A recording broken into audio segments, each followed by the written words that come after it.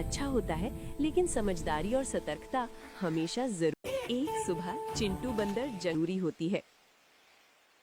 वो लताओं से झूलता, पेड़ों की डालियों पर छलांग लगाता हुआ आगे बढ़ता था। रास्ते में उसकी मुलाकात पिंकी तोते से हुई।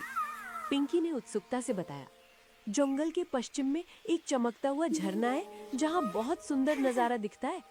ये सुनकर चिंटू का मन उत्साह से भर गया और दोनों दोस्त उस दिशा में चल पड़े। थोड़ी दूर चलने पर उन्हें पत्थरों से भरा एक फिसलन भरा रास्ता मिला, जिसे वे सावधानी से पार करने लगे। फिर उन्हें एक ऊंची पहाड़ी पर चढ़ना पड़ा, जहाँ से झरने की आवाज साफ सुनाई देने लगी। दोनों खुशी से तालियां बजाने लगे और आगे बढ़े। तभी अचानक झाड़ियों के पीछे से जंगली सुअरों का एक झुंड तेजी से निकल आया। ये देखकर चिंटू और पिंकी डर गए और तुरंत दूसरी ओर भागकर सुरक्षित जगह पर पहुंच गए। उस दिन चिंटू ने सीखा, नई जगहें देखना जंगल में मस्ती से कूदता फांदता घूमने निकला।